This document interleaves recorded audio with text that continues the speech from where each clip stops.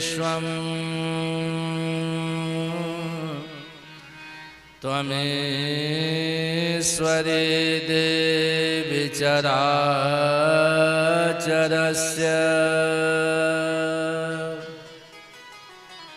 सर्वमङ्गलमङ्गल्ये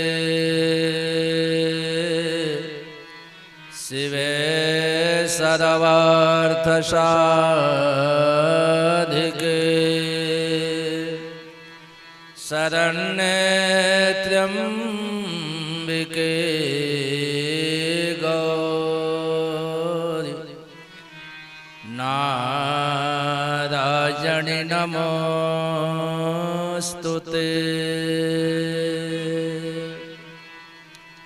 अन्नपूर्णे सदा पूर्णे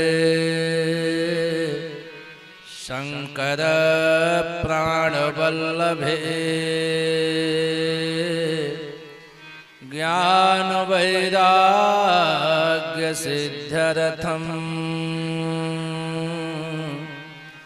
वेक्षां देहि च पार्वती।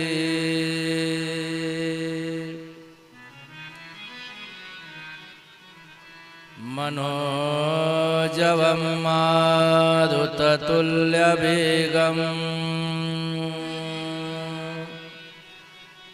जितेन्द्रियं बुद्धिमतां वरिष्ठं वातात्मजं वानरयूथमुख्यम् श्रीरामदूतं शरणं प्रपद्ये।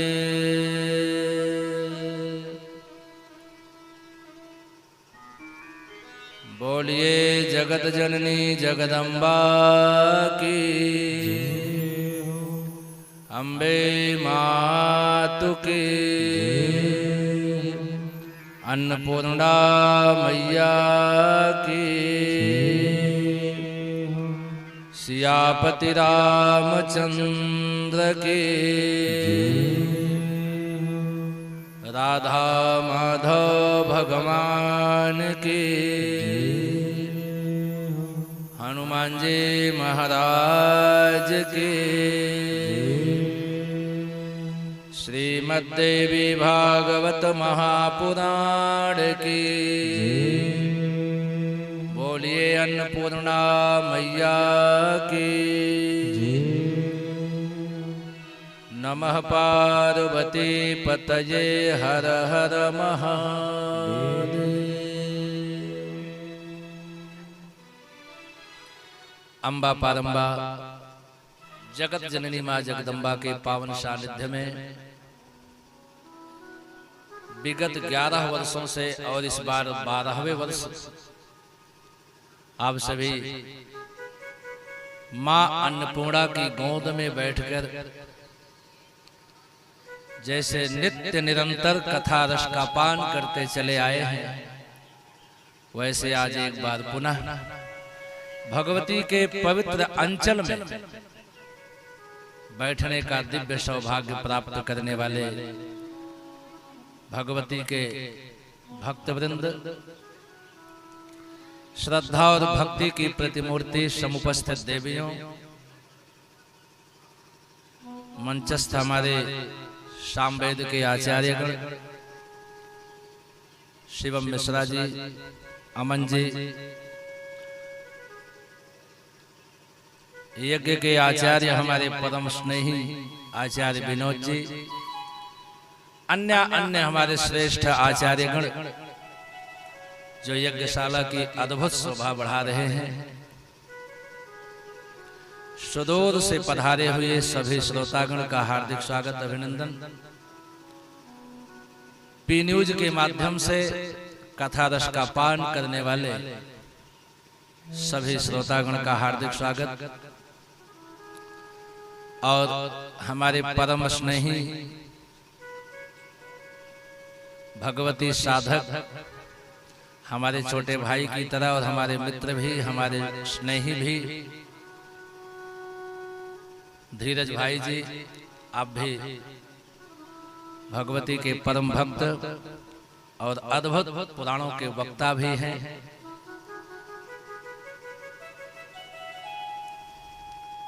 नवरात्र कल से प्रारंभ हुआ है और आज नवरात्र का द्वितीय दिवस है। द्वितीयम ब्रह्मचारिणी, दूसरी भगवती नवरात्र की जो अधिष्ठात्री देवी हैं ब्रह्मचारिणी देवी, जिनके पावन सानिध्य में बैठने का परम सौभाग्य प्राप्त हुआ है। इस गांव का नाम मैं बहुत दूर से, बहुत पहले से सुनता आ रहा हूं कि सुजानगंज के पास कहीं एक प्रेम का पूरा एक गांव है। मैं व्यासपीठ से बता रहा हूं, लगभग पिछले 5 वर्ष से सुनता आ रहा हूं। भगवती की महिमा के बारे में भी मैंने कुछ लोगों से सुना। अभी 2018 में मैं यही नजदीक में बस रही है ना दुर्गा धाम, वहीं बगल में श्रीमद् भागवत महापुराण की कथा करने के लिए आया था। 2018 या 19 में शायद था, ऐसा कुछ। वहां भी धाम की महिमा का बखान लोगों ने किया था और शायद मैं पहली बार वहीं इस गांव का नाम सुना था। सच बता रहा हूं, तब से इस धाम में आने की बड़ी इच्छा थी। मां भगवती का दर्शन करने की इच्छा बड़ी प्रबल थी, लेकिन सौभाग्य तो आज मिला है। भगवती के पावन सानिध्य में पहुंचने का ये मेरे जीवन का परम सौभाग्य है, जो भगवती ने आज मुझे अपनी सेवा में यहां बुलाया है। और इसका श्रेय तो हमारे विनोद आचार्य जी को है ही। भगवती की कृपा है और श्रीमद् देवी भागवत महापुराण का श्रवण करने का परम सौभाग्य आप सभी लोगों को प्राप्त हो रहा है। भगवती के सानिध्य में बैठकर भगवती की दिव्य गाथा का गान करने का अवसर मुझे मिला है, इसलिए मैं अपने को धन्य मानता हूं। आइए हम सभी 2 बार भगवती के पाद पद्मों में प्रणिपात निवेदित करते हुए फिर भगवती के श्री चरणों में कुछ निवेदन करेंगे। सभी लोग श्रद्धा और भक्ति के साथ प्रेम से दोहराएंगे। हे सिंहवाहिनी जगदम्बे, तेरा ही एक सहारा है। हे सिंहवाहिनी तेरा ही एक सहारा है। हे भद्रकाली अन्नपूर्णा मां, तेरा ही एक सहारा है। सिंहवाहिनी अनमोला, तेरा ही एक सहारा है। जय हो।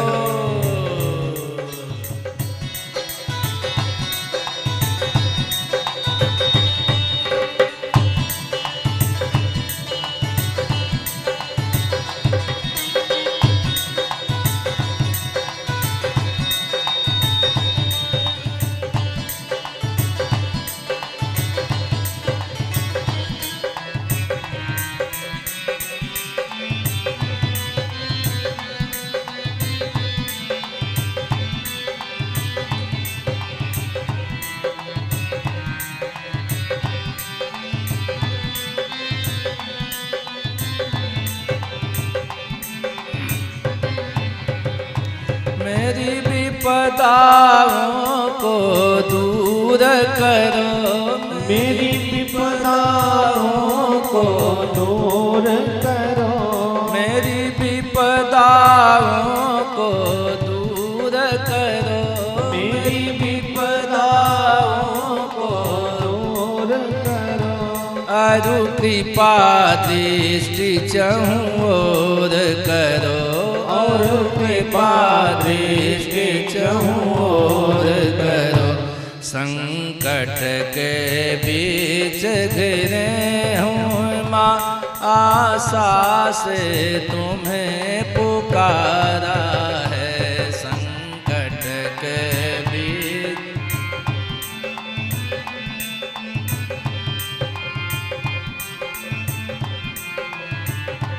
हे सिंहवाहिनी जगदम्बे, तेरा ही एक सहारा है। वाहिनी जगदम्बे, तेरा ही एक सहारा। जय हो, ताली की सेवा मस्ती में। वाहिनी जगदम्बे, तेरा ही एक सहारा। जय हो।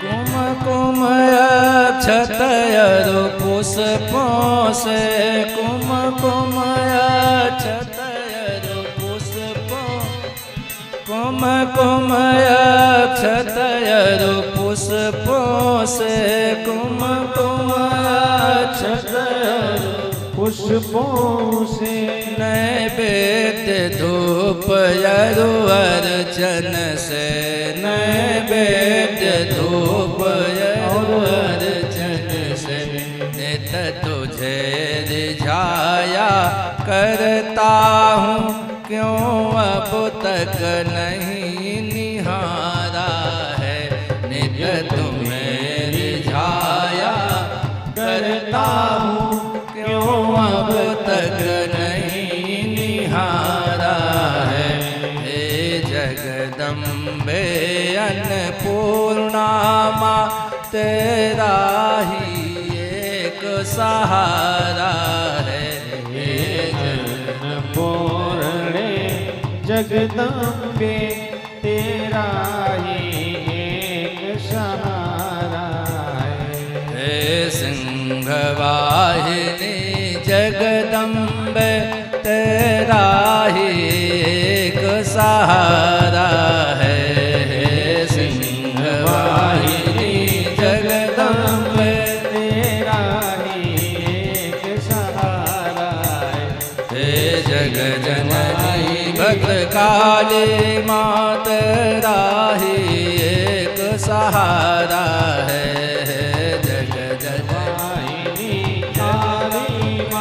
तेरा ही एक सहारा है, तेरा ही एक सहारा है, तेरा ही एक सहारा है, तेरा ही एक सहारा। बोलिए अन्नपूर्णा मैया की। नवरात्र के इस पावन पर्व पर श्रीमद् देवी भागवत महापुराण के श्रवण का आयोजन आप सभी भक्तों के द्वारा विगत वर्षों की भांति इस 12वें वर्ष भी किया गया है।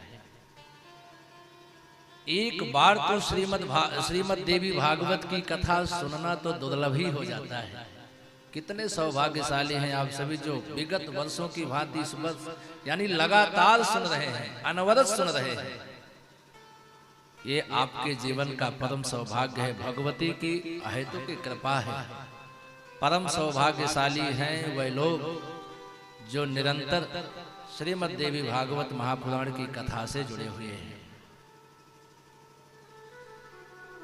अच्छा, मैंने सुना है कि यहाँ देवी भागवत ही नहीं बहुत कथाओं का आयोजन हो चुका है। यहाँ पर भागवत भी हुआ है, राम कथा भी हुई है, देवी भागवत तो कई बार हो चुकी है।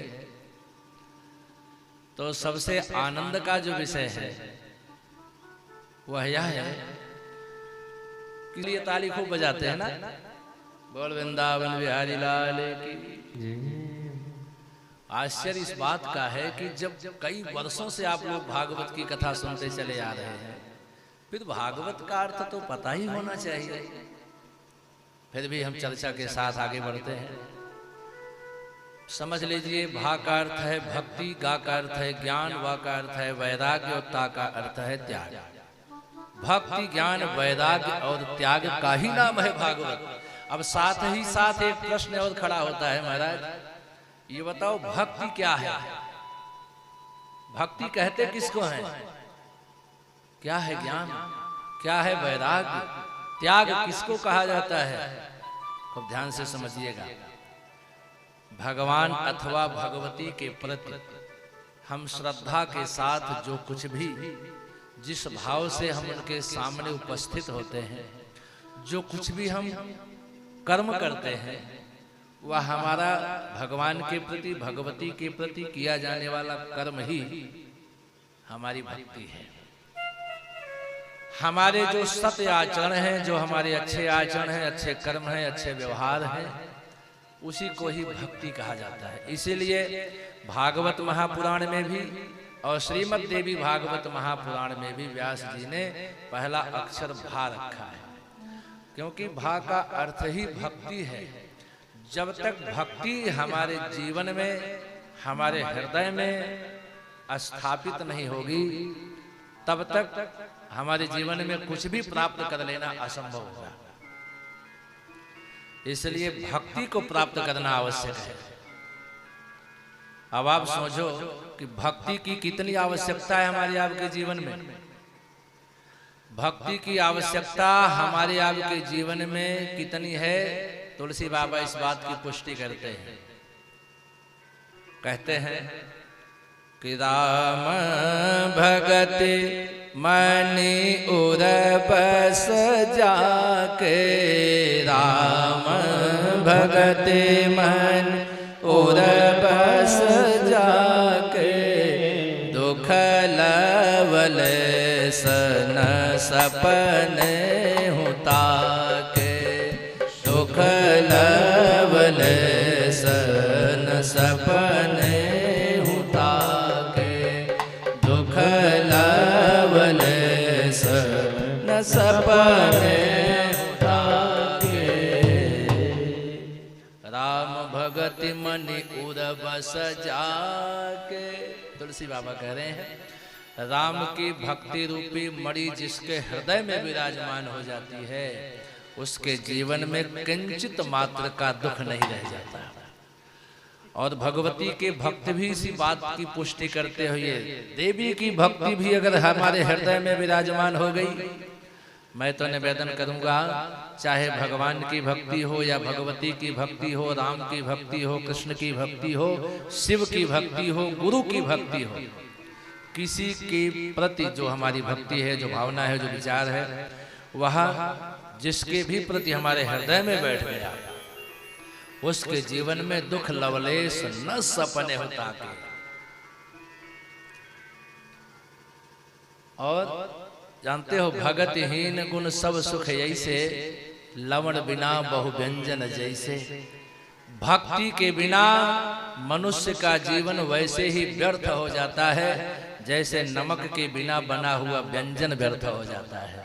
अब आप सोचो, ये माताएं बहनें बैठी हैं, कितना सुंदर भोजन बनाओ आप अपने घर में, खूब बढ़िया बढ़िया आइटम बनाइए, लेकिन नमक वाले भोजन में अगर नमक नहीं पड़ा, चीनी वाले भोजन में अगर चीनी नहीं पड़ी, तो कैसा स्वाद होगा उसका। ऐसे ऐसे हमारे आपके जीवन में अगर भगवान की अथवा भगवती की भक्ति नहीं है, तो पूरा जीवन बेकार है, व्यर्थ है। पहला अक्षर भा है।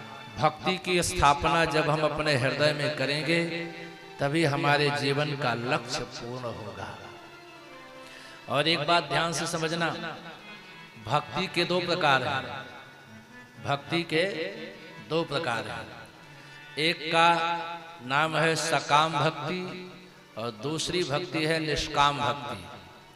सकाम भक्ति में कामना होती है और निष्काम भक्ति में कामना नहीं होती।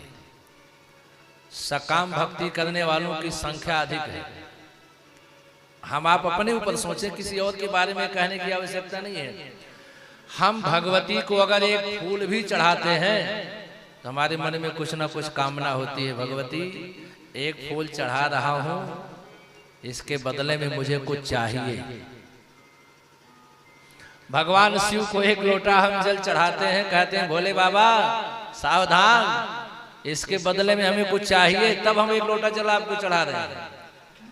प्रायः सकाम भक्ति करने वालों की संख्या अधिक है और निष्काम भक्ति करने वालों की संख्या बहुत कम है। ऐसा नहीं है, हमारे आपके बीच में निष्काम भक्ति करने वाले लोग भी पाए जाते हैं, पर उनको पहचानना थोड़ा कठिन होता है। जिस भक्ति में कामना नहीं है, कोई याचना नहीं है, वही है निष्काम भक्ति।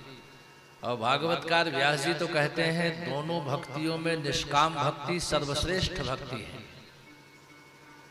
और एक बड़ी अद्भुत बात कहते हैं, भक्ति अव्यभिचारिणी। भक्ति में एक बहुत बड़ा दोष भी आता है। कैसा दोष? संत लोग सुने, बोले महाराज ऐसा शब्द, व्यभिचार जैसा शब्द भक्ति जैसे पवित्र शब्द के साथ आप जोड़ करके ये क्या कह रहे हो? बोले भक्ति में व्याभिचारिक दोष आता है। बताओ कैसे आता है? हमारा ही आपका स्वभाव है, कुछ दिन भगवान राम की भक्ति करेंगे, अब कुछ दिन बाद लगेगा कि राम जी शायद कृपा नहीं कर रहे हैं, चलो राम को छोड़ करके हम कृष्ण की भक्ति में लग जाते हैं। कुछ दिनों तक भगवान श्री कृष्ण की भक्ति में लगे रहे, काफी समय बीता, अब मुझे लगा कि कृष्ण की भी कृपा नहीं हो रही है, आइए हनुमान जी की पूजा करें।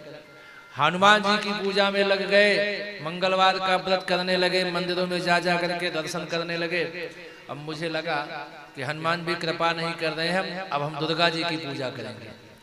नवरात्र का व्रत करने लगे, दुर्गा सप्तशती का पाठ करने लगे, नाना प्रकार की विधियों को अपनाने लगे, भगवती के मंदिरों में जा करके प्रार्थना करने लगे, अनेकों कामनाएं लेकर के। ये क्या है जानते हैं? बार बार देवता को बदल रहे हैं, कभी उनके पास, कभी उनके पास, कभी उनके पास। यही है व्यभिचार। जैसे एक पतिव्रता नारी के लिए उसका पति ही सर्वोपरि होता है, वैसे ही हमारे आपके जीवन में भी एक बार एक को इष्ट बना लो, फिर उसी के साथ पूरा जीवन बिता लो। जीवन मंगलमय ना हो जाए तो कहना। अगर बार बार हम देव परिवर्तन कर रहे हैं, बार बार कभी इस देवता की, कभी उस देवता की, कभी उस देवी की, कभी उनकी, कभी उनकी, अगर ये विचारधारा लिए बैठे हैं तो यही व्याभिचारिक दोष है। इसलिए कहते हैं भक्ति ही अव्यभिचारिणी। भक्ति में व्याभिचारिक दोष नहीं होना चाहिए। नहीं तो जानते हो भक्ति में कुछ चीजें ऐसी हैं जो बड़ी बाधक हैं। सबसे पहला तो रूप है। अगर हम बहुत सुंदर भी हो जाते हैं फिर भी हम भक्ति नहीं कर पाते। अगर हम बहुत विद्वान भी हो जाते हैं तो उसी का अभिमान लिए घुमा करते हैं। बहुत ज्ञानी हो जाते हैं तो फिर भी हम भक्ति नहीं कर पाते। प्रयत्नेन परित्यज्य पंचैते भक्ति कंटकाः। भक्ति में 5 प्रकार के कंटक हैं, इसलिए इन कंटकों से बचना है। भक्ति में व्याभिचारिक दोष, ऐसे दोष वाले भी भगवती की भक्ति नहीं कर पाएंगे। इसलिए भागवत का पहला अक्षर है भा, और जब भक्ति आ जाएगी भक्तों ना, फिर जानते हो क्या होगा? दूसरा अक्षर क्या है? गा। गा का अर्थ है ज्ञान। गकारो ज्ञान उच्यते। कैसा ज्ञान? सांसारिक ज्ञान नहीं। अरे संसार का ज्ञान कराने वाले तो दुनिया में बहुत गुरु घूम रहे हैं। ब्रह्म सत्यम जगत मिथ्या। सत्य है तो ब्रह्म और झूठा है तो संसार। ऐसा ज्ञान हमको हमारे भागवत, हमारे सनातन के ग्रंथ कराते हैं। और जब ज्ञान हो जाएगा फिर हमको पता चल जाएगा कि मैं कौन हूँ, इस दुनिया में किस लिए आया हूँ, यहाँ पर आने का मेरा उद्देश्य क्या है, ये सब मुझे पता चल जाएगा। फिर जब हमको अपने आने का उद्देश्य पता चल जाएगा तो हम उसी के अनुसार अपना कर्म भी करेंगे, है ना। जब ज्ञान हो जाएगा फिर वाह, तीसरा अक्षर जो वाह है, वाह का अर्थ है वैराग्य। फिर वैराग्य हो जाएगा, हम वैरागी हो जाएंगे। वैराग्य माने क्या होता है पता है? वैराग्य बहुत सुंदर परिभाषा समझिए, जिस वस्तु व्यवस्था के साथ हम अपना जीवन जी रहे हैं, उन्हीं वस्तुओं को, उन्हीं व्यवस्थाओं को, उन्हीं सुविधाओं को छोड़ने का विचार जिस दिन मन में आ जाए, वही वैराग्य है। अभी हमने छोड़ा नहीं है कुछ भी, केवल मन में विचार आया है छोड़ने का। बुराइयों को छोड़ने का विचार, सुविधाओं को त्यागने का विचार मन में आ गया, समझ लो आपको वैराग्य हो गया। अच्छा, वैराग्य आने के कई स्थल हैं। पहला स्थल तो यही है जहां आप बैठ करके कथा सुन रहे हो। ईमानदारी से बताना, जितनी देर हम कथा सुनते रहते हैं, अब मन हमारा कथा में लग जाता है, कथावाचक की बात सुनते सुनते मन जब भगवान में लग जाता है, तब मेरे भी मन में यही होने लगता है कि बेकार है दुनियादारी, सब संसार बेकार है, व्यर्थ में हम इधर उधर फंसे हुए हैं, हम छोड़ देंगे, सब नहीं रहेंगे घर में, या इन बुराइयों का त्याग कर देंगे। ऐसे विचार आते हैं कि नहीं? दुनिया संसार छोड़ने का विचार आता है। कब तक? जब तक हम उपदेशक का उपदेश सुनते रहते हैं, भगवान की कथा सुनते रहते हैं, तब तक तो बहुत कुछ छोड़ने का विचार आता है। और एक बात बताऊं, कभी कभी जैसे आप लोग अपने घर में एक छोटा सा मंदिर जरूर बनाए होंगे, पूजा स्थल जिसको बोलते हैं, वहां हमारा आपका नियम है रोज स्नान के बाद चाहे 2 मिनट बैठे, लेकिन बैठेंगे जरूर, धूप बत्ती अगरबत्ती करेंगे, जो मंत्र याद रहेगा, जो स्तोत्र याद रहेगा उसे पढ़ेंगे। कभी कभी तो इतनी जल्दी होती है, हनुमान चालीसा पढ़ने की आदत है, आधा नहाए हनुमान चालीसा शुरू कर दिया, और कपड़ा पहनते पहनते निकल दिया, हनुमान चालीसा पूरा हो गया। कभी कभी तो ऐसी भक्ति होती है। और कभी कभी क्या होता है कि हम बैठ गए भगवान की साधना में, अपने घर में ही पूजा स्थल पर बैठ गए, फिर दुनियादारी भूल जाते हैं, कहाँ आना जाना है, क्या करना है। नहीं तो भगवती के भक्त यहाँ जो बैठे हैं माँ अन्नपूर्णा के मंदिर में, कुछ लोग 2 मिनट में दर्शन करके वापस जाते होंगे, कुछ लोग जब भगवती की प्रतिमा के सामने बैठते होंगे तो भूल जाते होंगे अपने आप को कि मैं कौन हूँ, किस लिए आया था, सोच करके आया था माँ अन्नपूर्णा के धाम में, 5 मिनट प्रणाम करके वापस लौटूंगा, 5 घंटे बीत गए, समय का पता ही नहीं चला। ये क्या है? यह वैराग्य है, इसे भक्ति वैराग्य कहा जाता है। हमारे संतों ने एक वैराग्य का नाम रखा है शमशान वैराग्य। ये कैसे होता है? जिस समय हम शमशान घाट पर होते हैं, किसी का शरीर जलता रहता है, उस जलते हुए शरीर को जब हम देखते हैं तो हमारे मन में आता है कि यार ये देखो कैसे जल रहा है, बड़ी सेवा करता था ये भी अपने शरीर की, लेकिन देखो हमारे सामने कैसे खाक होता जा रहा है। जलती हुई शरीर को जब हम देखते हैं तो हमारे भी मन में वो विचार आता है कि हम व्यर्थ में ईर्ष्या करते हैं, व्यर्थ में द्वेष करते हैं, व्यर्थ में प्रपंच करते हैं किसी के साथ, व्यर्थ में हम बुरा व्यवहार करते हैं। आज के बाद हम किसी से बैर नहीं करेंगे, किसी के प्रति बुरा व्यवहार नहीं करेंगे। अरे एक दिन तो यही हो जाना है जो जल रहा है शरीर, एक दिन मुझे भी ऐसे ही खाक हो जाना है। ये क्या है? संतों ने इस वैराग्य का नाम रखा शमशान वैराग्य, शमशान घाट पर उत्पन्न होने वाला वैराग्य। और समझना, तकारो त्याग उच्यते, ता का अर्थ है त्याग। अब तक वैराग्य जब तक आया तब तक मैंने कुछ छोड़ा नहीं था, और जब ता आ गया, ता का अर्थ ही है त्याग। और जिस दिन हमने अपनी बुराइयों का, दोषों का त्याग कर दिया, वही है त्याग। तो भक्ति, ज्ञान, वैराग्य और त्याग जिन भगवती की कृपा से प्राप्त होता है, जिन देवी की कृपा से भक्ति, ज्ञान, वैराग्य और त्याग प्राप्त होता है, उसी को कहते हैं देवी भागवत। देवी की कृपा होगी तभी हम भक्त बनेंगे, देवी की कृपा होगी तभी मुझे संसार का ज्ञान होगा, भगवती की कृपा होगी तभी हम वैरागी बनेंगे, और भगवती की कृपा होगी तभी मैं त्याग करना भी सीख पाऊंगा। क्योंकि त्याग करना सज्जनों बड़ा कठिन है। अब प्राप्ति की प्राप्ति करना तो आसान हो जाता है, लक्ष्य को प्राप्त करना बहुत कठिन होता है, लेकिन फिर भी लक्ष्य को प्राप्त किया जा सकता है, लेकिन किसी वस्तु का त्याग करना बड़ा कठिन होता है। ईमानदारी से बताना सत्य है कि नहीं? मेरे पास कोई आदत है, अगर कोई कहे कि इस आदत को छोड़ दो, सोचो आप कितना कठिन होता है। लेकिन मैं दावे के साथ कहता हूं, अगर भगवती की कृपा हो गई तो त्याग करना भी संभव हो जाता है। यही है देवी भागवत। बोल देवी भागवत महापुराण की। क्यों सुनते हैं इसको? प्रश्न बनता है ना, देवी भागवत की कथा क्यों सुनी जाती है? श्रीमद् देवी भागवत महापुराण की कथा क्यों सुनते हैं? सबसे पहले तो हम आप ये समझें, हम आप मनुष्य हैं और हम जितने लोग बैठे हैं सबके कुछ ना कुछ गोत्र हैं।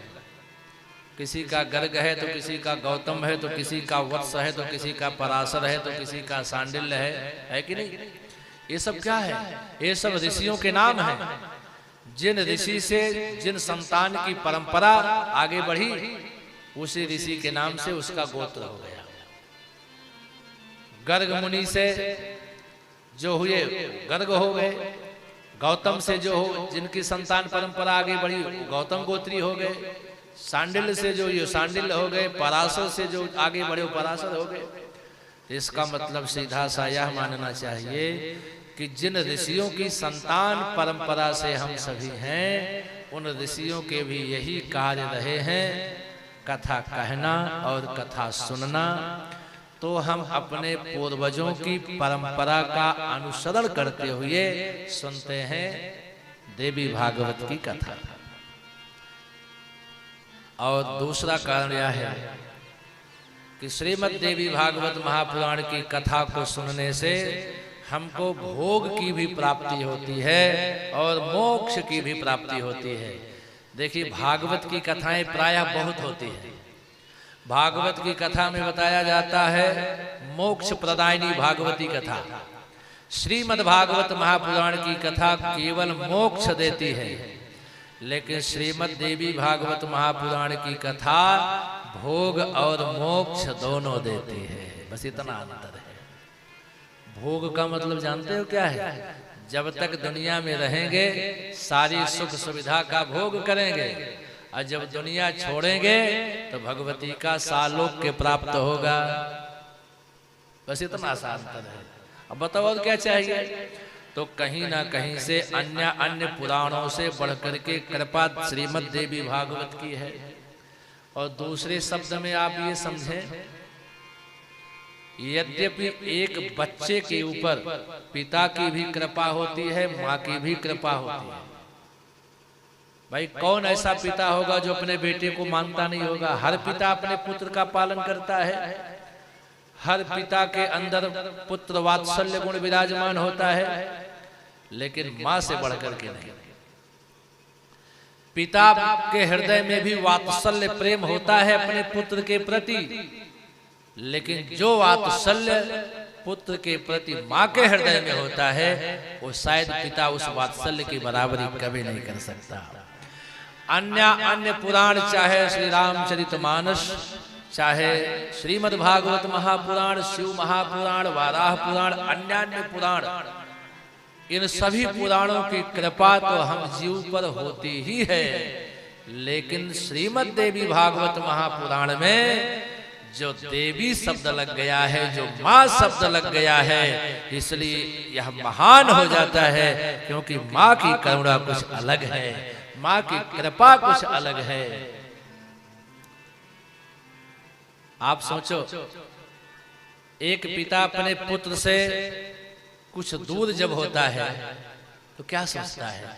अभी मैं घर चलूंगा तो मेरा छोटा सा बच्चा होगा, मैं पहुंचते ही उसे गोद में उठा लूंगा। हर पिता सोचता है, लेकिन पिता केवल इतना ही सोचता है और वापस आकर के अपने पुत्र को गोद में उठा लेता है। वह बेटा धूल में धूसरित होता है, लेकिन पिता अपने उस कपड़े की परवाह नहीं करता, धूल से धूसरित पुत्र को अपनी गोद में उठा लेता है। यह पिता का वात्सल्य है। लेकिन सज्जनों ध्यान से समझना, माताएं बहनें बैठी हैं, एक माँ अपने दुधमुहे बच्चे को घर छोड़ करके 4 घंटे के लिए दूर हो जाती है।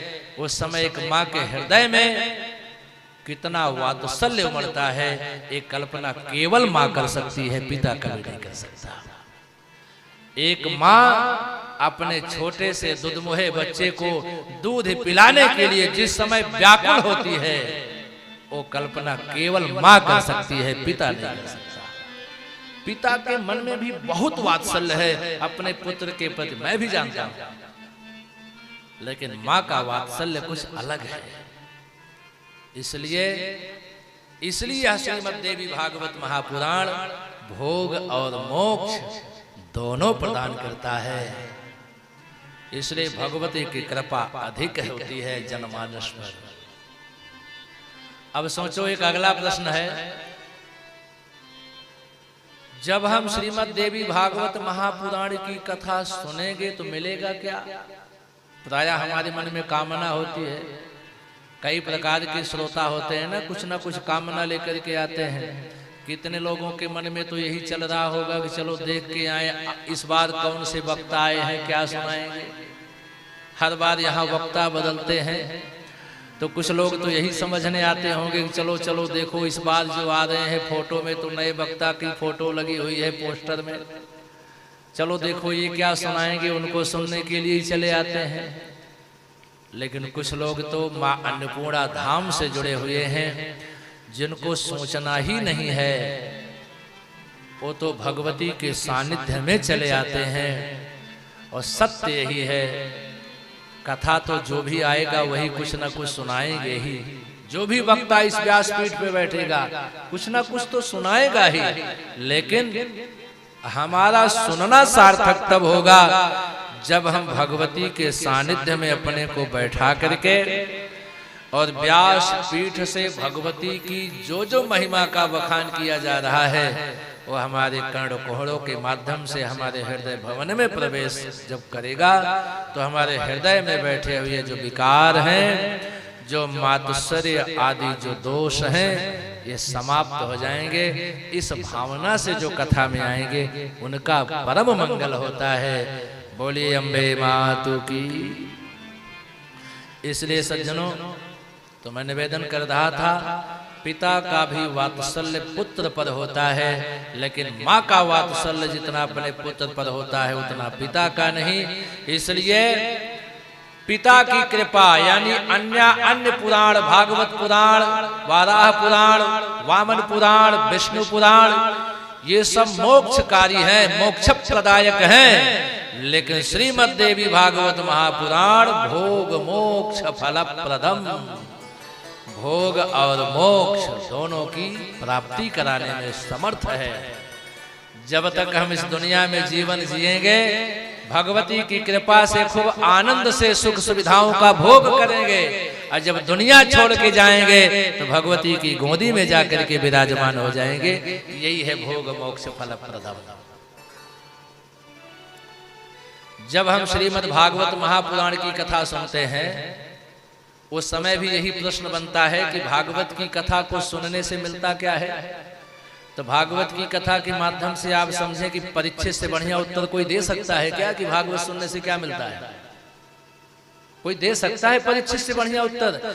जिन राजा परीक्षित को 7वें दिन तक्षक सर्प के डसने का शाप था, और सारा संसार जानता है कि सर्प के डसने से जिसकी मृत्यु होती है उसकी अकाल मौत मानी जाती है, हजारों वर्षों तक प्रेत रूप में रहना पड़ता है, सारा संसार जानता है। उन्हीं राजा परीक्षित को तक्षक सर्प के डसने का शाप हुआ। क्या परीक्षित को ये नहीं पता होगा कि मैं भी सर्प के द्वारा डसा जाऊंगा तो मेरी भी अकाल मौत मानी जाएगी, मैं भी हजारों वर्षों तक प्रेत रूप में रहूंगा? शायद वे भी जानते रहे होंगे, लेकिन सुखदेव जैसे संत का सानिध्य मिला और श्रीमद् भागवत महापुराण की कृपा हुई सर्प के डसने से जो अकाल मृत्यु को प्राप्त होने वाले परीक्षित थे, श्रीमद् भागवत महापुराण की कथा क्या सुन लिए कि वह मृत्यु भी मोक्ष में बदल जाती है। तो परीक्षित से बढ़िया उत्तर कोई दे सकता है क्या? वही बात यहां भी लागू होती है। परीक्षित के पुत्र का नाम था जनमेजय। जनमेजय ने अपने पिता के मोक्ष के लिए व्यास जी के मुख से श्रीमद् देवी भागवत महापुराण की कथा का श्रवण किया है कि हमारे पिता का मोक्ष हो जाए, हमारे पिता की सदगति हो जाए। कहीं ना कहीं से ये शक तो बना ही हुआ है कि सर्प के डसने से अकाल मौत और नरक में वास, प्रेत रूप में वास न करना पड़े। इसलिए तो जनमेजय भी व्यास के मुख से श्रीमद् देवी भागवत महापुराण की कथा सुने और परीक्षित का मोक्ष हुआ। ये सारी कथाएं हैं, इसलिए हम सुनते हैं श्रीमद् देवी भागवत महापुराण की कथा। अगर आप लोगों से पूछा जाए, आप लोग यहाँ जो विराजमान हैं, आप लोग तो लगातार कई सालों से सुनते चले आ रहे हैं, है ना? आप लोग किस लिए सुनते हैं श्रीमद् देवी भागवत महापुराण की कथा? ये लोग बताएंगे नहीं, इतने चालाक हैं। देखो शिवम जी, बिल्कुल बताएंगे नहीं कि हमारे मन में कामना क्या है। लेकिन कामना लेकर के बैठो, चाहे बिना कामना के बैठो, श्रीमद् देवी भागवत महापुराण की कृपा ही ऐसी है कि जब तक आप इस दुनिया में अपना जीवन जियोगे तब तक सारी सुख सुविधा प्राप्त होती रहेगी, और जब इस दुनिया को छोड़ करके जाओगे तो मुक्ति भी मिलेगी, इसमें संदेह नहीं है। सबसे आनंद की बात यह है, अभी जब मैं आज यहाँ पर पहुंचा तो मुझे सूचना मिली कि भाई धीरज जी के परिवार के सबसे वयोवृद्ध, संभवतः 100 वर्ष के ऊपर के थे या लगभग रहे होंगे, इतना ही कहा जा सकता है, पर उम्र अधिक थी इतना तो माना ही जाएगा। इस गांव में श्रीमद् देवी भागवत महापुराण की कथा हो रही है, होती है, पिछले कई वर्षों से हो रही है। उसकी कृपा देखो, संसार वालों का भले ही बिगड़ जाए लेकिन दुनिया से जाने वाला अपना बहुत कुछ बना लेता है। संसार वालों का बिगड़े तो बिगड़ जाने दो। जो ही नवरात्र का शुभारंभ हुआ, ब्रह्म मुहूर्त में ही दुनिया छोड़ दी, तो मैं उनसे बिल्कुल परिचित तो हूं नहीं, लेकिन महात्मा में इतना मैं जरूर विश्वास के साथ कहता हूं कि नवरात्र के प्रथम दिन इस तरीके से महाप्रयाण करने वाले देवी लोग को ही प्राप्त होते हैं, ऐसा देवी भागवत में भी लिखा गया है। बोलिए अम्बे मातु की। दुनिया से जाने वाले तो अपना बना लेते हैं, और दुनिया वालों का बिगड़ रहा है तो उससे उनसे क्या मतलब है? तो इसलिए कृपा है। देवी भागवतम नाम पुराणम परमोत्तमम् त्रैलोक्य जननी साक्षात् गीयते यत्र शाश्वती। यह जो श्रीमद् देवी भागवत महापुराण है, पुराणम परमोत्तमम, सभी पुराणों में परम उत्तम है। क्यों? अच्छा, श्रोतागण कभी कभी कंफ्यूज होते हैं, श्रोतागण डिस्टर्ब होते हैं, परेशान होते हैं। महाराज, आप लोग जब व्यास पीठ पे बैठ करके कथा सुनाते हो, राम कथा सुनाते हो, तो कहोगे रामचरित से बढ़कर कुछ है नहीं। भागवत की कथा सुनाओगे तो कहोगे भागवत से बढ़कर कोई ग्रंथ नहीं। शिव पुराण सुनाओगे तो कहोगे शिव पुराण से बढ़कर कल्याणकारी कोई ग्रंथ नहीं। क्या कारण है? देवी भागवत सुनाते हो तो कहते हो देवी भागवत से बढ़कर कोई पुराण नहीं है। क्या लीला है? क्या लीला है? देखो, जब जिस प्रसंग की व्याख्या होती है तब की बात तब के लिए रहने दो। आज हम जहां बैठे हुए हैं, आज हम केवल उसकी ही चर्चा करेंगे। आज श्रीमद् देवी भागवत महापुराण की कथा सुनने के लिए बैठे हैं, इसलिए हम दावे के साथ, विश्वास के साथ, श्रद्धा और भक्ति के साथ इतना तो कहेंगे ही कि देवी भागवतम नाम पुराणम परमोत्तमम। यह श्रीमद् देवी भागवत महापुराण सभी पुराणों में परमोत्तम है। अगर आप कहोगे क्यों, ऐसी बात क्या है, तो मैं सीधा सा यही उत्तर दूंगा, क्योंकि त्रैलोक्य जननी साक्षात जो तीनों लोकों की माता है, उनका गुणगान इस श्रीमद् देवी भागवत में किया गया है। भगवती जो तीनों लोकों की माँ है, अम्बा है, पराम्बा है, जगत जननी है, जगदम्बा है, जिनकी महिमा का बखान इस पुराण में किया गया है, श्रीमद् देवी भागवत महापुराण में। इसलिए यह पुराण परमोत्तम है, सभी पुराणों में श्रेष्ठ है। व्यास भगवान कहते हैं, श्रीमद् भागवतम यस्तु पठेद्वा शृणुयादपि श्लोकार्धं श्लोकपादं वा सयाति परमां गतिम्। इस श्रीमद् देवी भागवत महापुराण को पठेत वा शृणुयात वा, श्रीमद् देवी भागवत महापुराण को जो पढ़ता है अथवा जो सुनता है, देखो महिमा दोनों की उतनी ही है। चाहे श्रीमद् देवी भागवत महापुराण को पढ़ा जाए, चाहे इसे सुना जाए। एक जगह की बात बताऊं, अभी पिछली कथा की एक छोटी सी चर्चा है। भैया आचार्य जी, धीरज भाई, एक छोटी सी चर्चा बताऊं। पिछली कथा में हमारे सुल्तानपुर के पास दो मुहा है, वही कथा थी। कथा सुना करके जब मैं उठा, एक व्यक्ति ने मुझसे पूछा, महाराज हम लोगों से ज्यादा महान आप हैं। हमने कहा ऐसा क्यों? कहा कि आप लोग पुराणों को कहते हैं, इसलिए आप लोग ज्यादा भाग्यशाली हैं, और हम लोग तो सुनते हैं, आप लोगों से कम भाग्यशाली हैं। हमने कहा नहीं, ऐसा नहीं है। इस बात को कल व्यासपीठ से बताऊंगा। कह तो दिया मैं झटके में। अब भैया धीरज जी, संजोग था, कथा का विश्राम दिवस था। कह तो दिया, उस बेचारे को मैं बता भी नहीं पाया। अगले दिन हमन थी, कब बताता उसको। तो उसकी बात अभी अभी मुझे याद आ गई। उसका प्रश्न, कथा कहने वाले ज्यादा भाग्यशाली होते हैं, सुनने वाले नहीं। लेकिन देवी भागवत का श्लोक क्या कह रहा है? पठेत वा शृणुयात वा। चाहे इस भागवत को पढ़ो यानी कहो, और चाहे इसको सुनो, दोनों पर भगवती की बराबर कृपा है।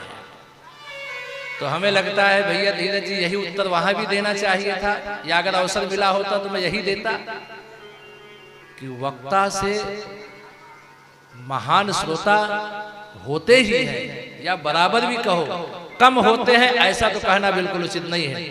भागवत महापुराण के 10वें स्कंध के प्रथम अध्याय में एक श्लोक आता है, वासुदेव कथा प्रश्न पुरुषास्त्रीन पुनाते वक्तारः शिक्षकः श्रोत्रीन तत्पाद सलिलम यथा।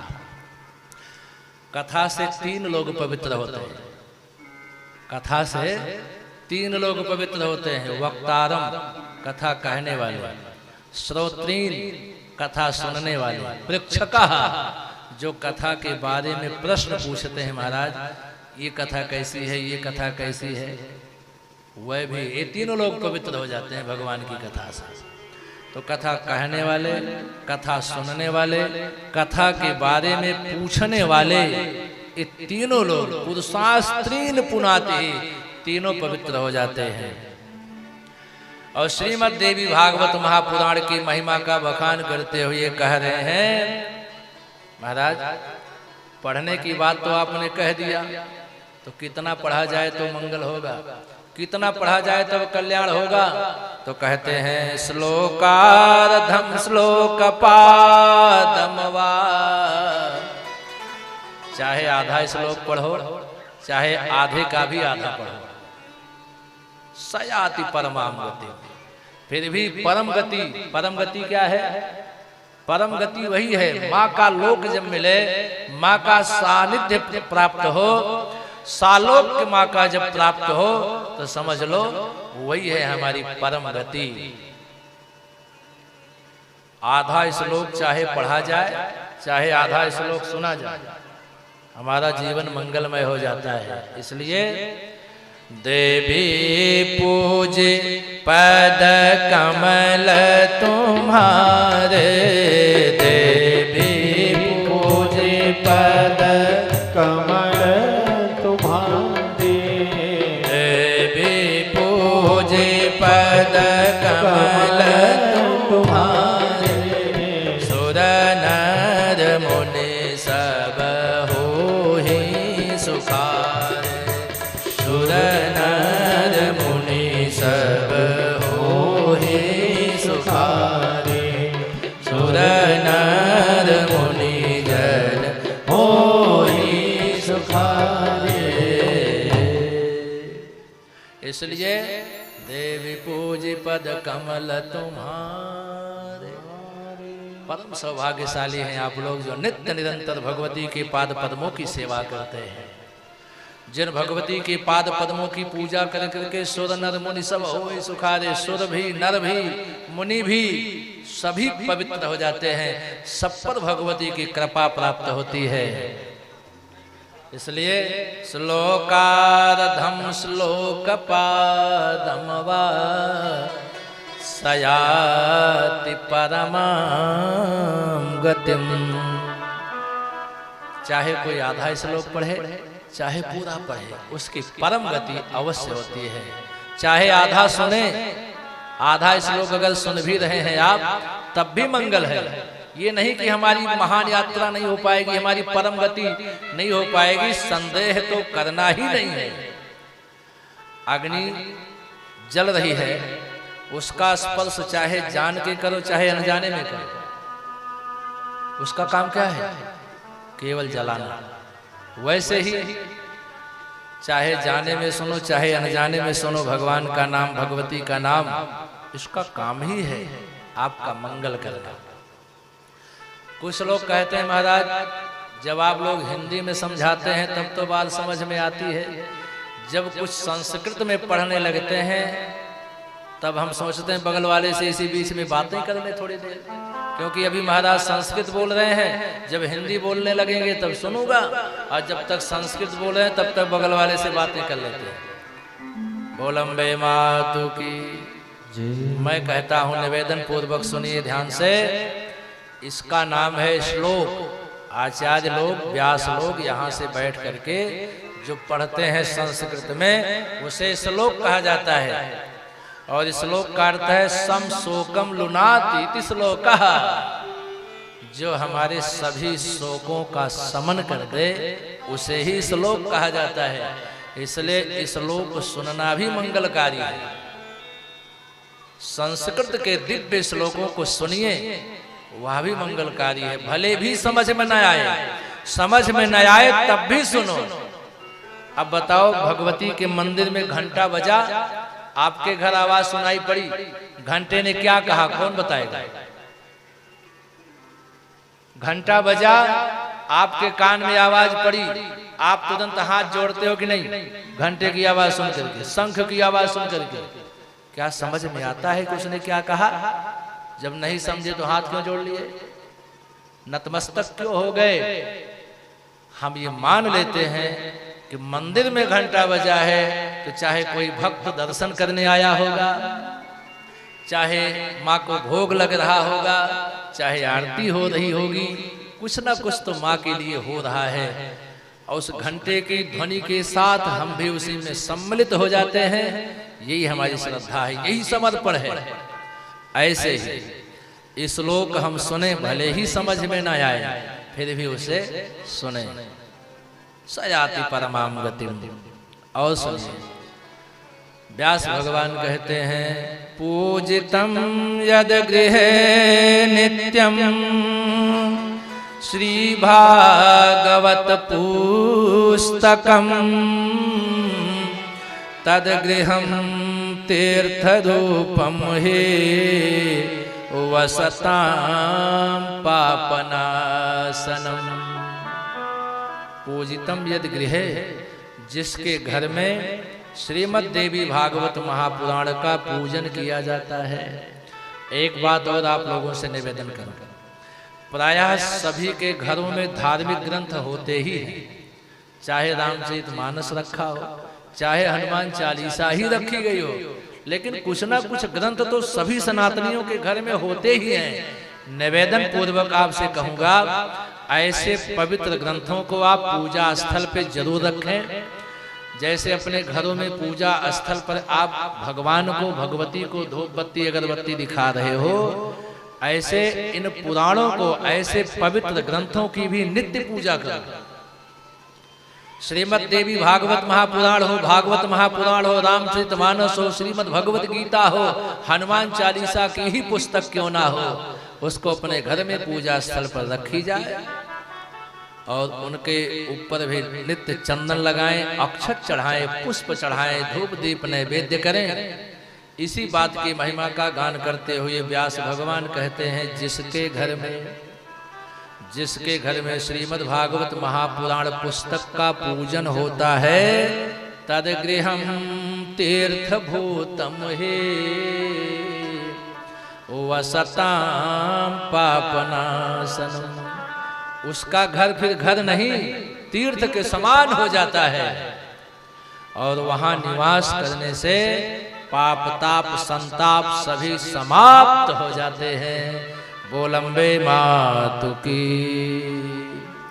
इसलिए यस्तु भागवतम देव्या पठेद भक्त्या शृणोति वा धर्ममर्थं च कामं च मोक्षं च लभते नरः। धर्ममर्थं च कामं च मोक्षं च लभते नरः। इसलिए श्रीमद् देवी भागवत महापुराण को जो कहता है अथवा जो सुनता है, धर्ममर्थं च कामं च, धर्म अर्थ काम और मोक्ष, इन चतुर्थ पुरुषार्थों की प्राप्ति हो जाती है। धर्म की वृद्धि होना भी बड़ी बात है। प्रायः लोग धर्म करते हैं लेकिन अधिक नहीं कर पाते। कितने लोग कहते हैं महाराज सोचता तो बहुत हूँ कि कुछ दान पुण्य करूं, कुछ धर्म करूं, कुछ पूजा पाठ की मात्रा अधिक बढ़ाऊं, पर हो नहीं पाता। तो विश्वास मानिए, अगर आप पुराणों से जुड़ेंगे, माँ भगवती की सेवा से जुड़ेंगे, श्रीमद् देवी भागवत से जुड़ेंगे, तो आपका धर्म बढ़ेगा। अर्थात फाइनेंस, समझिए ध्यान से, इतनी बड़ी कृपा और कहाँ मिलेगी। फाइनेंस, आर्थिक स्थिति भी मजबूत होगी, मतलब इनकम भी बढ़ेगा। कब? जब हम देवी भागवत का पूजन करेंगे, देवी भागवत की कथा सुनेंगे, तो अर्थम, आर्थिक स्थिति भी हमारी मजबूत होगी। कामम, सभी कामनाओं की पूर्ति होगी। मोक्षम च लभते नरः, मोक्ष की अद्भुत प्राप्ति होगी। इसलिए सुधा पिबन्ने कयेव नरः स्याद जरामरः। देव्याः कथामृतं कुर्यात् कुलमेवा जरामरम्। सुधा पान करने से केवल अमरत्व की प्राप्ति होती है। सुधा माने अमृत, सुधा माने अमृत पीने से हम केवल अमर हो जाएंगे। अमर तो देवता भी हुए हैं, जिनके साथ भी एक घटना होती है, छीणे पुण्य मर्त्यलोकम विसंति, उनका भी पुण्य छीण होता है, तो इसी दुनिया में हमारे आपके ही साथ आके जन्म लेते हैं। लेकिन जब हम कथामृत का पान कर लेंगे, श्रीमद् देवी भागवत महापुराण रूपी जो अमृत है, इस रस का जब पान कर लेंगे तो आवागमन से ही हमारी मुक्ति हो जाएगी। बोलिए सच्चिदानंद भगवान की। व्यास भगवान कहते हैं अष्टादश पुराणानां मध्ये सर्वोत्तमं परम देवी भागवतम नाम धर्म कामार्थ मोक्षदम्। अष्टादश, क्या बात है, अष्टादश पुराणानां, 18 पुराणों में मध्य सर्वोत्तमम परम, यह देवी भागवत महापुराण सर्वोत्तम पुराण माना गया है। देवी भागवतम नाम, इसलिए कि धर्म अर्थ काम और मोक्ष चारों पुरुषार्थों की प्राप्ति कराता है। श्रीमद् भागवत महापुराण की कथा सुनते हैं तो मोक्ष प्रदायक है, मोक्ष मिलेगा इसमें संदेह नहीं। यदि भागवत की भी कृपा है, बहुत कुछ दिला सकता है। भागवत तो एक ऐसा कल्पतरु है, एक ऐसा पारिजात है, एक ऐसा कल्प वृक्ष है कि कोई भी कामना करेंगे भागवत महापुराण भी दिला सकता है। लेकिन मोक्ष प्रदायक है, मोक्ष प्रदायिनी भागवती कथा, ऐसी चर्चा है। और देवी भागवत में व्यास जी स्पष्ट रूप से लिख देते हैं, वहां तो हम लोग व्याख्या के माध्यम से कहते हैं क्यों आचार्य जी, लेकिन देवी भागवत में तो स्पष्ट लिखा है धर्ममर्थम च कामम च भोग मोक्ष फल प्रदम। धर्म अर्थ काम और मोक्ष, इन चारों पुरुषार्थों की प्राप्ति हो जाती है। बोलिए श्रीमद्देवी भागवत महापुराण की, बोलिए अन्नपूर्णा मैया की। आइए भगवती के 2 बार नाम का स्मरण करके आज की वाणी का विश्राम करेंगे, क्योंकि आज स्थापना दिवस है और देवराजेंद्र की कृपा प्रातः काल से ही बड़ी कृपा है। लेकिन इसमें हमको आपको घबराना नहीं बल्कि प्रसन्न होना चाहिए, क्योंकि यज्ञात भवति परजन्यम, यज्ञ कर्म समुद्भवः, यज्ञ से ही बादल की उत्पत्ति होती है। इसमें ये हमारे यज्ञ के आचार्यों की कृपा है। आचार्यों ने यज्ञ की शुरुआत कल से ही कर दी और उसका रिजल्ट ब्रह्म मुहूर्त में सवेरे आ गया सामने। जब गीता में कहा है भगवान ने कि यज्ञात भवन्ति भूतानि अन्नात् भवन्ति भूतानि पर्जन्यात् अन्न संभवः, यज्ञात भवति पर्जन्यो यज्ञ कर्म समुद्भवः। यज्ञ से बादल की उत्पत्ति होती है। और यज्ञ क्या है? अपने पवित्र कर्मों का ही फल है यज्ञ। हमारे कर्म जब फल के रूप में प्रकट होते हैं तो वह है यज्ञ। हमारे पवित्र कर्म जब क्रिया में परिवर्तित होते हैं, यज्ञ अनुष्ठान के रूप में परिवर्तित होते हैं, तो हमारे कर्म भी सुकर्म हो जाते हैं। बाकी तो बुरे कर्म को भी कर्म कहा जाता है, लेकिन वही हमारे कर्म सुकर्म तब हो जाते हैं जब यज्ञादिक कर्म होते हैं, तब वो पवित्र कर्म माने जाते हैं। इसलिए भगवती के पाद पद्मों में निवेदन करते हुए आज की वाणी का विश्राम करेंगे। कल से कथा का समय सबको पता ही होगा, 2 बजे से 5 बजे तक। तो 2 बजे से 5 बजे कथा सुनने का मतलब क्या है जानते हैं? 1:30 बजे यहाँ उपस्थित होना है। समय ठीक है ना? कोई समस्या किसी को? समस्या क्यों होगी? पुराने अभ्यासी हैं कथा सुनने के। जय माता की, जय माता की, जय माता की बोलिए। जय माता की, जय माता की, जय माता की बोलिए। जय माता की, जय माता की, जय माता की बोलिए। जय माता की, जय माता की, जय माता की बोलिए। जय माता की, जय माता की, जय माता की बोलिए। जय माता की, जय माता की, जय माता की बोलिए। जय माता की, जय माता की, जय माता की बोलिए। ओ जय माता की, जय माता की, जय माता की बोलिए। अच्छा एक बात बताओ, आप लोग क्या बोलते हो? जय माता दी, जय माता दी है कि जय माता की है, बड़ा अपभ्रंश है। हमको आपको क्या बोलना चाहिए, जय माता की या जय माता जी, ऐसा बोलो। क्योंकि पंजाबी में जी को दी बोलते हैं, है ना, इसलिए जय माता दी का प्रचलन ज्यादा हो गया है।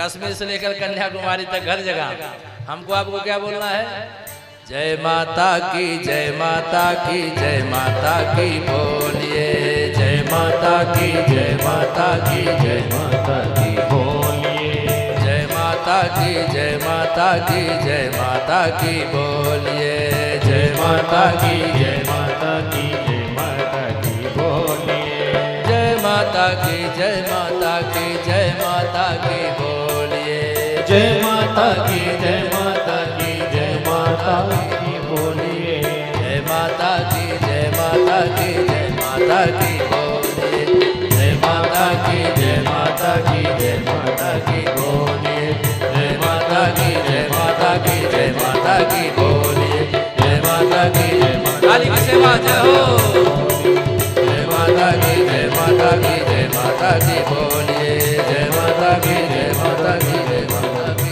बोलिए।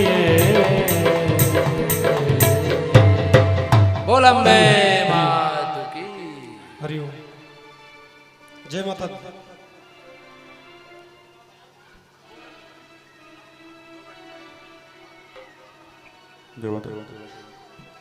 बोलिए अन्नपूर्णा मैया की आज हम सब मां अन्नपूर्णा महोत्सव 2026 के इस सत्र के दूसरे दिन का आनंद ले रहे हैं और कथा का आज पहला दिवस है। जैसा कि परम पूज्य महाराज श्री आज महात्मा की कथा आप सबके मध्य श्रवण कराए हैं। बारिश ने थोड़ा काम बिगाड़ा है हम लोगों का, लेकिन महाराज श्री ने कहा और हम सब जानते हैं कि बरसात हो जाए तो यज्ञ की सफलता मानी जाती है। यज्ञ सफल पहले दिन ही आज हो गया कथा के, जब बरसात यहाँ अनुभव करा दिया अपना। मैं बहुत कम समय लूंगा आज। हमारे घर में कल आप सबको जानकारी हुई होगी कि प्रातः काल एक दुर्घटना हो गई। हम लोगों के सर्वश्रेष्ठ हमारे जो बाबा लगते थे वो परम धाम को चले गए, जिस कारण से हमारा पूरा परिवार मंदिर में हम लोग प्रवेश भी नहीं कर सकते। ऐसे नियम का पालन हम सब कर रहे हैं सूतक काल के कारण। यह पूरा कार्यक्रम गांव के कल्याण के लिए होता है। निमित्त माई हमको बना लें, आपको बना लें, किसी को बना लें, निमित्त कौन है फर्क यह नहीं पड़ता, संकल्प क्या है फर्क यह पड़ता है। संकल्प यह है कि इस कार्यक्रम से केवल मां अन्नपूर्णा के जो भक्त हों, जो गांव के लोग हों, उनका कल्याण हो। इसलिए कल मैंने बहुत लोगों को ऑप्शन दिया था कि कोई यजमान बनना चाहे तो इस कार्यक्रम का संकल्प ले सकता है। पूरी व्यवस्था यहाँ रहती ही है आप सबके सौजन्य से। इस पूरे गांव में बहुत उत्तर किसी का हमको नहीं मिल पाया और अंत में हमने जांटी भाई जो हमारे दुर्गा पूजा में भी सहयोग करते रहे लगातार कई वर्षों से, उनको संकल्प हमने दिलाया। पूजा प्रारंभ हुई। अब एक निवेदन आप लोगों से केवल ये है कि जैसे ये 12वां वर्ष है, जब पहले वर्ष हम इसकी शुरुआत कर रहे थे तो कल्पना हमारी थी कि हम गांव वासियों के कल्याण के लिए कार्यक्रम करेंगे। 11 वर्ष बाद मेरी कल्पना ने थोड़ा और पंख लगा लिए। आज यह अन्नपूर्णा महोत्सव न केवल प्रेम का पूरा के लोगों के कल्याण के लिए है, जैसा कि माई का लगातार ऐसी कृपा उनकी प्राप्त हो रही है कि इस कार्यक्रम से नहीं, माई के दरबार से पूरे भारत में लोगों का कल्याण हो रहा है। ऐसा मैं किसी दिन आपको विस्तार में बताऊंगा। इस एक वर्ष में लगभग 10 लोगों को, ऐसे लोगों को संतान की प्राप्ति हुई है जिनको डॉक्टर ने कह दिया था कि आपको पुत्र नहीं हो सकता, अगर ऊपर वाला चाहेगा तब होगा। माई की कृपा हुई, वो एक बार हमसे मिले होंगे और हमने कहा माई की शरणागति कर लो और 1 साल में ही रिजल्ट मिला। ऐसी 10 संतानों को माई की कृपा से लगभग कैंसर के ऐसे पेशेंट 3 से ज्यादा कैंसर के, जहां डॉक्टर ने डिक्लेयर कर दिया, पीजीआई ने डिक्लेयर कर दिया, मुंबई के टाटा ने डिक्लेयर कर दिया, माई की शरण में आए, विदिन 2 डेज 2 दिन के अंदर रिपोर्ट चेंज हुई। ऐसी इनकी कृपा यहां बरसी है। हमारी कथाओं के यजमान जिन्होंने कभी कथा को भाव से शायद शुरू नहीं किया होगा, लेकिन समापन भाव से किया, उनके जीवन में 2 दिनों में परिवर्तन आया है। तो एक निवेदन मैं आप सबसे करूंगा, इस बार अन्नपूर्णा महोत्सव मां अन्नपूर्णा के सभी भक्तों को समर्पित है। मुंबई से हमारे बहुत सारे अतिथि, गुजरात से हमारे अतिथि सूरत से, हमारे अतिथि उत्तर प्रदेश के कई जनपदों से आने वाले हैं, जिनको माई ने कृपा दी है, जिनका मुंडन संस्कार यहाँ हो सकता है, जिनका नामकरण मैंने अपनी कथाओं में किया है। ऐसे अपने अपने बच्चों के साथ वो माताएं, वो भैया लोग पधारेंगे जिन पर माई की कृपा हुई है। हम लोगों को इतना ध्यान रखना है, ये गांव हमारा है, अन्नपूर्णा धाम का सम्मान आप सबसे है। इतना बड़ा गांव है, 4 मैट नहीं भर पाया है, अब इससे बड़ी पीड़ा नहीं बता सकता मैं। चलो बरसात हो सकती है। इतना बड़ा धार्मिक गांव है, जहां 200 से ज्यादा ब्राह्मण परिवार हैं। संकल्प लेने के लिए किसी एक ब्राह्मण में क्षमता नहीं है, यह बड़ा कष्ट का विषय है। इस पर आप सबको मंथन करना होगा। कार्यक्रम तो पहले वर्ष ही संकल्पित हो गया था कि जब तक हम हैं, प्राण है शरीर में, तब तक कार्यक्रम रुकेगा नहीं। बाधाएं आती हैं, आती रहेंगी, और एक से एक धुरंधर वक्ता आपके बीच लगातार 12वें वर्ष भी आज परम पूज्य महाराज श्री का सानिध्य हम सबको प्राप्त हुआ है। ये सौभाग्य का विषय है। पहले दिन आप लोगों को समझ में आ गया होगा मैं क्या कहूं। जिस कथा को सुना रहे हैं, श्लोकम श्लोकार्धम व आधे श्लोक को सुनने से मुक्त हो जाता है आदमी। भोग और जीवन के मोक्ष के लिए एक बार की कथा पर्याप्त है। आप 12वें वर्ष सुन रहे हैं। कार्यक्रम में हमने परिवर्तन किया है। यहाँ भी सिलेंडर की पूरी व्यवस्था नहीं हो पाई है, हम पूरी तैयारी में हैं। हमने दूर व्यवस्था की बात की है। हवन की लकड़ी व्यवस्था अगर आप सबके पास है, नहीं तो कहीं व्यवस्था करा करके कल हम चाह रहे हैं अग्नि स्थापन हो, हवन कल से प्रारंभ हो जाए। लगातार हवन चलेगा, लगातार यज्ञ चलेगा। आप सब यहाँ दिन में भी समय दीजिए, अपना सलाह दीजिए। कार्यक्रम को बढ़ाना कैसे है ये बताइए, कार्यक्रम को कम करने की सलाह लेके नहीं आना है। हम ये चाहते हैं कि अन्नपूर्णा महोत्सव 11 वर्षों मैंने देखा कि उत्तर प्रदेश में कहीं कहीं यूट्यूब के माध्यम से पहुंचा, लेकिन 12वें वर्ष में मुंबई से लोग फ्लाइट से टिकट करा करके, गुजरात से लोग फ्लाइट से टिकट करा करके अगर आ रहे हैं, तो अब धीरे धीरे अन्नपूर्णा महोत्सव और अन्नपूर्णा दरबार पूरे भारत में स्थापित हो रहा है। एक संकल्प और बताता हूं आपको, आने वाले 2 वर्षों में इस महोत्सव को अगर कोई फ्लाइट मुंबई दिल्ली से कराएगा तो सफल नहीं माना जाएगा, जब तक कोई दुबई से फ्लाइट का टिकट करा करके, कनाडा से करा करके, यूक्रेन से करा करके, अमेरिका से करा करके अन्नपूर्णा धाम नहीं उतरता है, तब तक हम मानते हैं कि अन्नपूर्णा धाम का ये महोत्सव सफल नहीं है। निवेदन आप सबसे है, आप सब हमारे बड़े हैं, इस महोत्सव में ऊर्जा के साथ लगिए। पैसा नहीं है, धन की आवश्यकता भी नहीं, तन और मन लगा करके हमारा सहयोग करिए। आइए आरती में बढ़ें। कल से हवन प्रारंभ हो जाएगा। ऐसे लोग जो व्रत में हैं, अगर वो चाहें तो उनको शामिल होने की अनुमति दी जाएगी। बाकी यजमान हमारे नित्य हवन किया करेंगे। और बीच में बहुत अच्छे कार्यक्रम, 3 दिन गंगा की जो महाआरती काशी में होती है, दशाश्वमेध घाट पर, राजेंद्र प्रसाद घाट पर, वो आरती काशी से चल करके षष्ठी को, सप्तमी को और अष्टमी को 3 दिन यहाँ दरबार में महाआरती होगी। जो हम पहलवान वीर बाबा की निशान यात्रा पिछली बार किए थे, वो सप्तमी को रहेगी। 56 भोग माई का वो कार्ड में छपा हुआ है, वो भी अष्टमी को किया जाएगा। हमारा मंदिर में हमारे परिवार का प्रवेश वर्जित है, तो आपकी ऊर्जा का योगदान हमको चाहिए। पूज्य महाराज श्री की सेवा में मुझे अपार कष्ट है, अभी हम व्यवस्था नहीं कर पा रहे। मैं भी वक्ता हूं, तो मुझे लगता है कि मैं जाता हूं, मुझे भी उचित व्यवस्था मिले। हम वो व्यवस्था न अपनी टीम को दे पाते हैं, न आचार्यों को दे पाते हैं, न महाराज जी को दे पाते हैं। लेकिन इतना प्रयास करिए कि कुछ नहीं दे पा रहे हो तो गांव का नाम प्रेम का पूरा है, तो प्रेम जरूर दे दीजिए। इतना मेरा निवेदन है।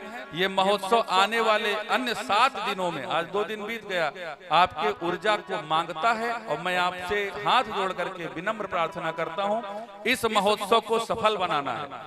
भंडारा जिनको करना होगा नोट करा देंगे, माताओं को जिनको भंडारा, एक बार भंडारा 3 कुंटल से अधिक रहेगा। हम किसी का हाथ नहीं पकड़ेंगे, एक तरफ भंडारा खाने वाले और एक तरफ भंडारा पैक करने वाला, दोनों साथ चलेगा। जितना ले जाना चाहो ले जाओ, क्योंकि हाथ पकड़ने में मुझे बड़ा संकोच होता है। आगे हम बातों को बीच बीच में रखते रहेंगे, लेकिन अभी से तैयारी बनाना है, इस महोत्सव को भव्य बनाना है। और पूज्य महाराज श्री के मान सम्मान में माई अन्नपूर्णा धाम के इस महोत्सव में किसी तरह की कोई कमी न हो, इसकी जिम्मेदारी हर एक गांव के निवासी की है। क्योंकि इस महोत्सव की आवाज अब केवल प्रेम का पूरा में नहीं है, इस महोत्सव की आवाज पूरे भारत में है। इसका ध्यान रख के आपको मेहनत करना होगा। हम सब माई जैसा चाहेंगे सेवा करेंगे। आइए आरती करते हैं। जय माता दी। जय माता दी। सभी लोग अपने स्थान पर खड़े हो जाएंगे। जय माता दी।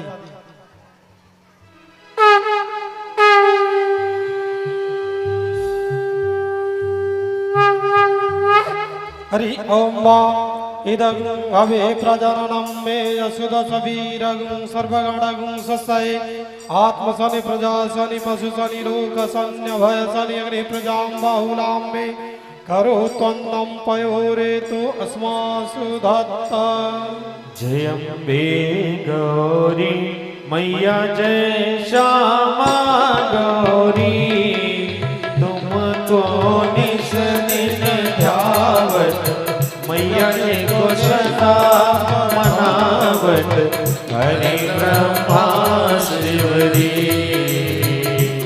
ओम जय अम्बे गौरी, मांग सिंदूर विराजत, टीको मृद मद को मैया, टीको मृद मद को, उज्ज्वल से दो नैना, निर्मल से दो नैना, चंद्र बदन को। ओम जय अम्बे गौरी,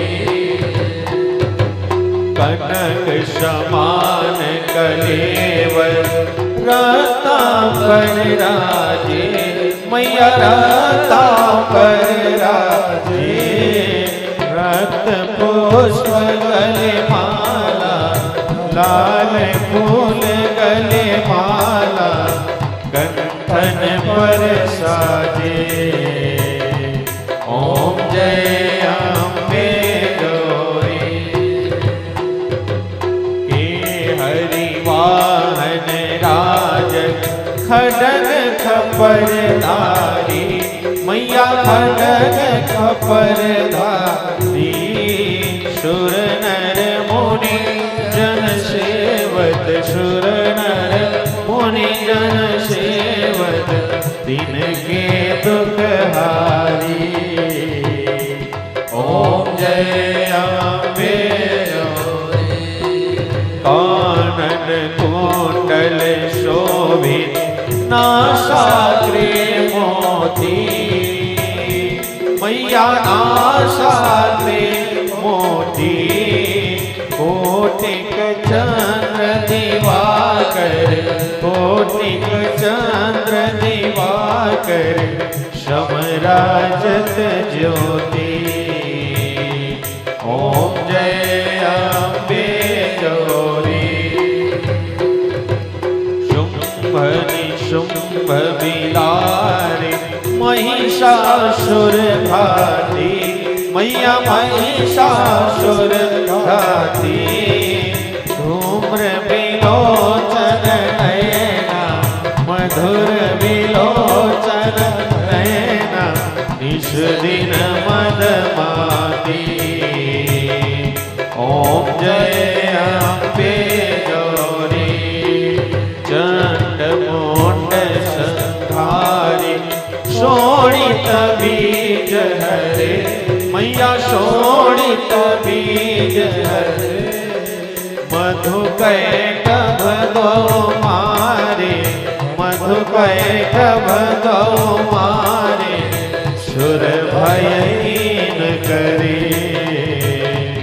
ओम जय अम्बे गौरी, ब्रह्माणी रुद्राणी तुम कमला रानी, मैया तुम कमला रानी, आगम निगम बखानी, आगम निगम बखानी, तुम शिव पटरानी।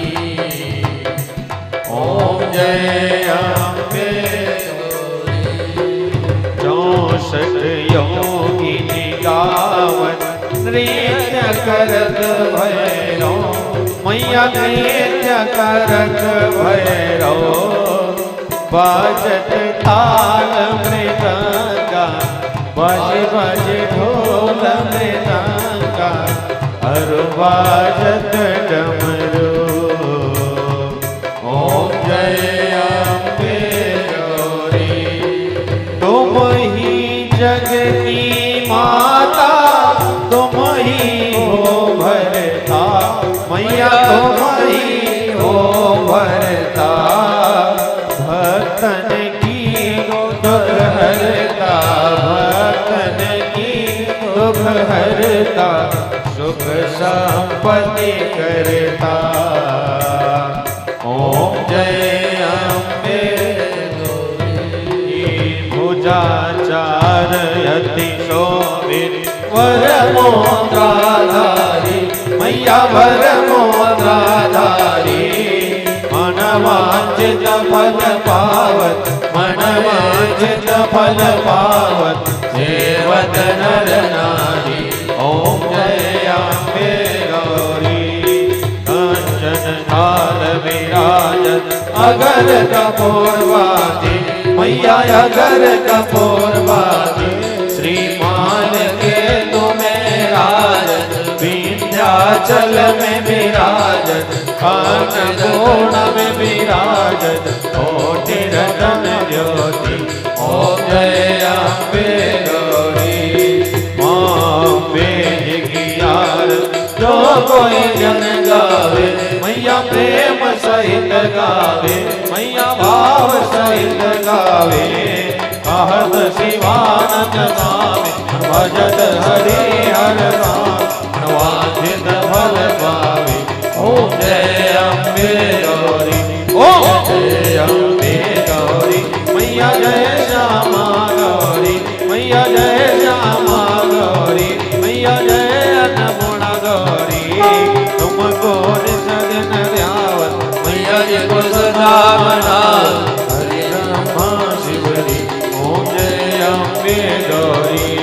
कर्पूर गौरम करुणावतारम, संसार सारम भुजगेन्द्रहारम, सदा वसंतम हृदयारविंदे, भवं भवानी सहितं नमामि। त्वमेव माता च पिता त्वमेव, त्वमेव बन्धो सखा त्वमेव, त्वमेव विद्यारविणं त्वमेव, त्वमेव सर्वं त्वमेव देव। हरे राम राम हरे हरे, हरे कृष्णा कृष्ण कृष्ण कृष्ण हरे हरे, हरे राम राम राम हरे हरे, हरे कृष्णा कृष्ण कृष्ण हरे हरे, राम राम हरे हरे, कृष्ण कृष्ण हरे हरे, कृष्ण कृष्ण हरे हरे। हरि ओम जेते काम प्रदल स्थान गंगड़ाते गागं सहस्र योजनेव धन्वानि तन्मसे, पदे पदे या परिपूजिकेभ्यः सद्यो समेधाधिपरम्।